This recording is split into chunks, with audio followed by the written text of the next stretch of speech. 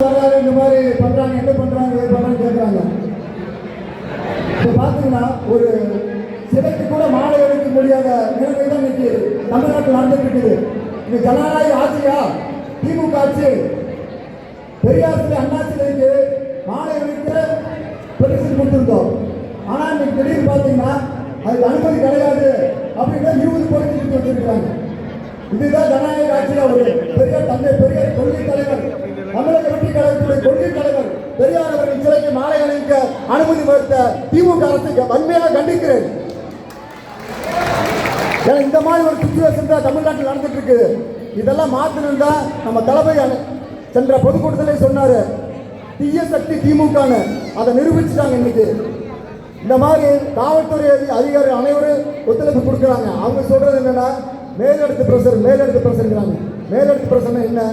இல்லை மந்திரி சொன்னாங்களா, இல்லை யார் சொன்னாங்க மேலெடுத்து பிரஷர்? நான் காவல்துறை அதிகாரிகளை குறிப்பிடவில்லை. ஆனால் ஆளும் திமுக அரசு வேண்டுமென்று எந்த ஒரு நிகழ்ச்சிக்கும் தமிழக வெற்றி கழகம் என்றாலே எந்த ஒரு நிகழ்ச்சிக்கும் அனுமதி தர மறுக்கிறார்கள். இதை வன்மையாக தமிழக வெற்றி கழகம் கண்டிக்கிறது என்பதை இந்த நேரத்தில் தெரிவித்துக் கொள்கிறேன்.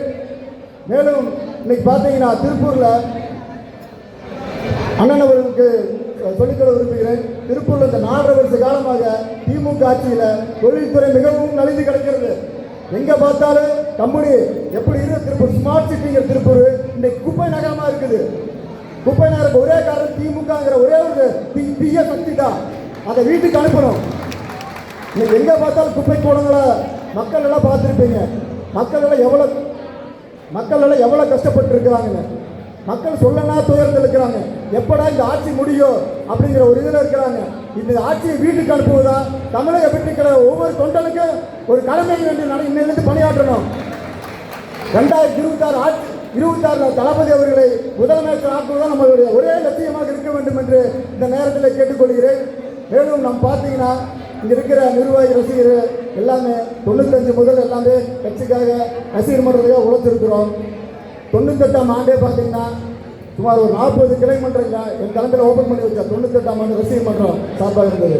2000 டவுன்ஹாலில் மிகப்பெரிய ஒரு நலத்திட்ட விழா, சுமார் 2000 5 லட்ச ரூபாய் மதிப்புள்ள நலத்திட்ட உதவிகளை திருப்பூருக்கு தளபதி விஜயகாந்த் அவர்கள் நேரடியாக வந்து வழங்கினார் என்பதை நேரடியாக தெரிவித்துக் கொள்கிறேன். தொடர்ந்து மக்களுக்கு என்ன தேவை என்று அறிந்து சுமார் 30 வருட காலமாக உழைத்துக் கொண்டிருக்கிற ஒரே கட்சி தமிழக வெற்றி கழகம் தான்.